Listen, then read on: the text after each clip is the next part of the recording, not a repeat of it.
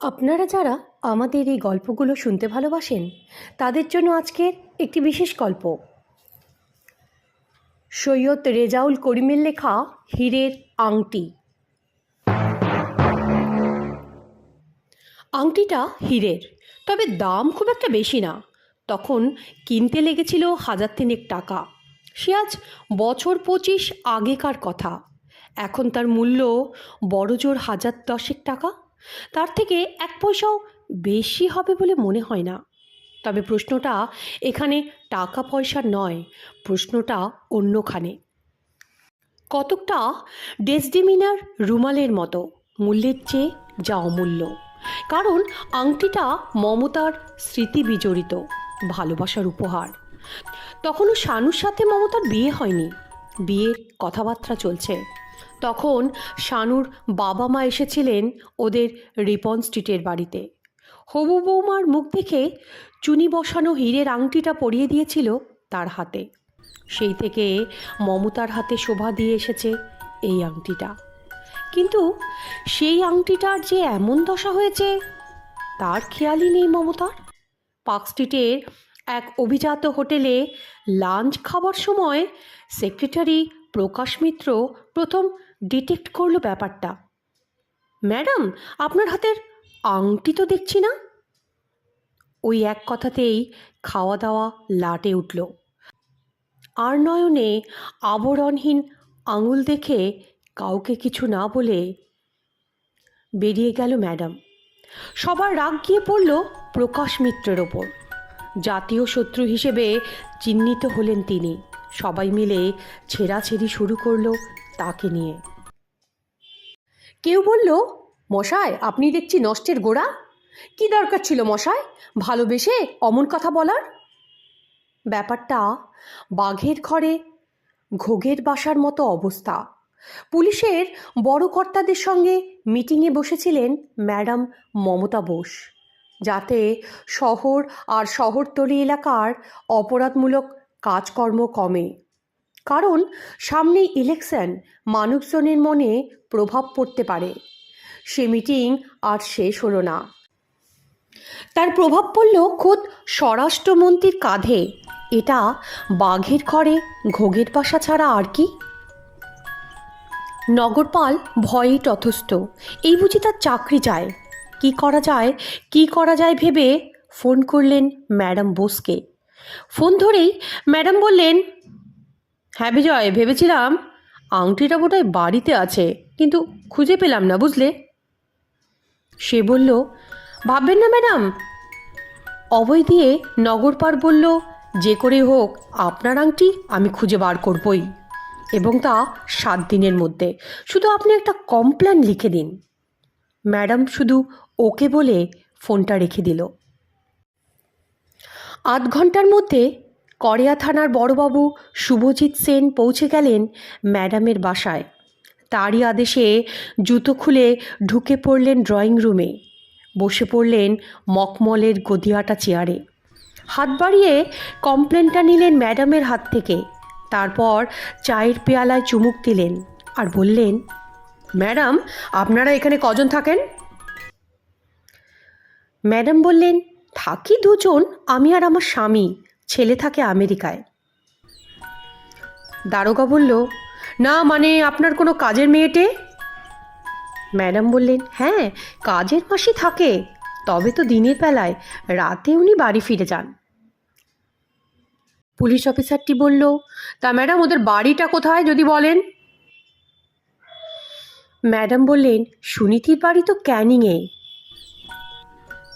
Police officer জানতে চাইল, madam আংটিটা কোথায় কিভাবে যদি একটু বলতেন। কথাটা শুনে কাহিল হয়ে গেল ম্যাডাম বোস।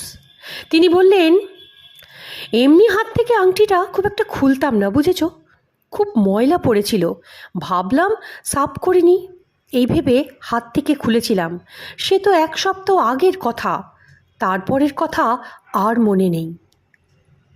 এবার আসলেন বড়বাবুর আসল কথায়। বললেন, আপনার কাজের মাসির স্বভাব টভাব কেমন বলতে পারবেন?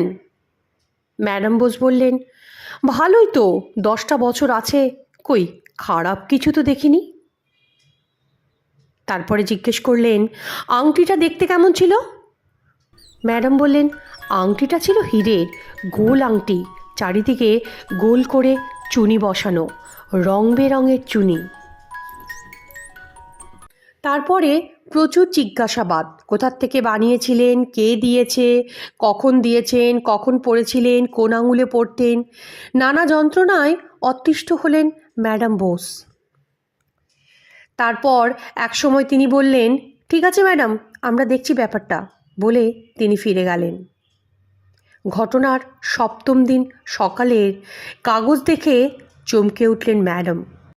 প্রথম পাতার নিচের দিকটা বড় বড় হরফে লিখেছে, অবশেষে উদ্ধার হলো স্বরাষ্ট্রমন্ত্রীর চুরি যাওয়া আংটি। এক নিঃশ্বাসে আদ্যপ্রান্ত পড়ে ফেললেন খবরটা, কিন্তু বিশ্বাস করতে পারলেন না খবরের কাগজের কথা। ম্যাডাম খুব ভালোই জানে খবরের কাগজের লোকেরা আসল নকল সব একাকার করে দিতে ওস্তাদ। আসল ব্যাপারটা জানার জন্য তিনি ফোন করলেন নগরপালকে। নগরপাল বললেন, সারপ্রাইজ দেব বলেই বলিনি ম্যাডাম, তাছাড়া কড়িয়া থানার বড়বাবু এখনও পৌঁছায়নি আমার কাছে, আংটি নিয়ে আপনার ওখানে আমরা যাচ্ছি। কথাটা শেষ করতে হলো না নগরপালকে। ম্যাডাম বললেন, বড়বাবু এসে গেছেন, ওর কাছেই আমি শুনে নিচ্ছি ব্যাপারটা, বলেই তিনি ফোন রাখলেন। আংটিটা হাতে নিয়ে অনেকক্ষণ নেড়ে চেড়ে দেখলেন ম্যাডাম। না, কোথাও অমিল খুঁজে পেলেন না। মনে হলো এটা তারই খোয়া যাওয়া আংটি, এ বিষয়ে কোনো সন্দেহ নেই। হঠাৎ করেই আংটিটা আঙুলে পড়েও ফেললেন। তারপর উচ্ছ্বসিত হয়ে বললেন, সাবাস বড়বাবু, it is a good detection. তারপর কিছু একটা ভেবে বড়বাবুকে শুধালেন, এই আংটিটা কি ফেরত নিয়ে যাবেন? মানে কেসের মাল তো, তাই জিজ্ঞেস করছি।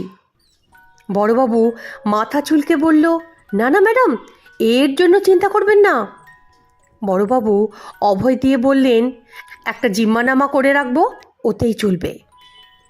বড়বাবুর কথায় সন্তুষ্ট হলেন ম্যাডাম, মুখ বুজে নিঃশব্দে হেসেও ফেললেন।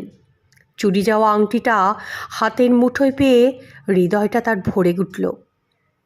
মনে মনে ভাবলেন, এ কাজের জন্য বড়বাবুকে পুরস্কার দেওয়া দরকার, কিন্তু তার আগে মিষ্টিমুখ করালে ক্ষতি কি? এই ভেবে ফ্রিজ থেকে গোটা কয়েক মিষ্টি বার করে আনলেন ম্যাডাম। তা দেখে বড়বাবু বললেন, ম্যাডাম, আপনার কাজের মেয়ে। কথাটা শেষ হলো না।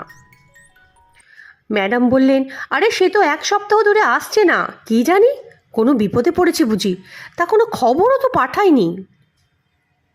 বড়বাবু মুখে একটা মিষ্টি ভরে বললেন, বিপদ আর কি, কোন মুখে এবারে আসবে? ম্যাডাম অবাক, বলে, তার মানে? বড়বাবু বললেন, মানে ওর স্বামীর পকেট থেকেই তো মালটা পাওয়া গেছে, তাই লজ্জা পেয়েছে, কোন মুখে যে আপনার বাড়ি আসবে? ম্যাডাম অবাক, বললেন, ওর স্বামী কোথায়? অফিসার বলল, আলিপুর সেন্ট্রাল জেলে ম্যাডাম। বড়বাবুর মুখে ঘটনা শুনে স্তম্ভিত হয়ে গেলেন ম্যাডাম। সুনীতি যে ভেতরে ভেতরে এরকম তা তো তিনি জানতেন না। ওর ভরসায় সারা বাড়িটা ফেলে তিনি চলে যেতেন কাজে, কে জানে আর কি কি জিনিস সরিয়েছে সুনীতি। ম্যাডামকে চুপচাপ থাকতে দেখে চিন্তিত হলেন বড়বাবু। ম্যাডামের মনে কি চলছে আঁচ করতে চাইলেন বড়বাবু, কিন্তু করতে পারলেন না। তাই 7-5 না ভেবে তিনি তাড়াতাড়ি উঠে দাঁড়ালেন, বললেন, ম্যাডাম আমি আসছি, একটু তাড়া আছে, মুখ্যমন্ত্রী আসবেন। এই বলে তিনি বেরিয়ে গেলেন। এরপর 2 মাস কেটে গেছে। কমিশনার বিজয় কুমারের সহযোগিতায় বিপুল ভোটে জিতে গেছেন ম্যাডাম এবং তার দল। আর এই বিজয় সম্মেলন চলছিল শহীদ মিনারের ময়দানে। সিকিউরিটির বাহানায় নগরপালও হাজির। তাকে দেখে ম্যাডাম ডাকলেন ইশারায়। কাছে আসতেই কানে কানে বললেন, বিজয়, আমার আংটিটা চুরি হয়নি, ওটা ড্রয়ারে খাজে আটকে ছিল, খুঁজে পেয়েছি, কিন্তু যে আংটিটা বড়বাবু দিলেন ওটা কার? সমস্ত ব্যাপারটাই নগরপালের জানা ছিল। তার নির্দেশেই বড়বাবু ওটা অঞ্জলি জুয়েলার্স থেকে বানিয়ে ম্যাডামকে দিয়ে এসেছিলেন, যাতে তার উজ্জ্বল ভাবমূর্তি বজায় থাকে। সেই ভাবমূর্তিতে ধুলো পড়বে তা কেমন করে হয়? সাথে সাথেই নগরপাল বললেন, একই দোকান থেকে কেনা তো ম্যাডাম, আংটিটা অন্য কারো হতে পারে, তবে এ নিয়ে কাউকে কিছু বলবেন না প্লিজ, কারণ রামু এখনো জেলে। শ্রোতা বন্ধুদের উদ্দেশ্যে অনুরোধ, আমার এই গল্পটা যদি আপনাদের ভালো লাগে, চ্যানেলটাকে লাইক, সাবস্ক্রাইব আর শেয়ার করতে ভুলবেন না কিন্তু।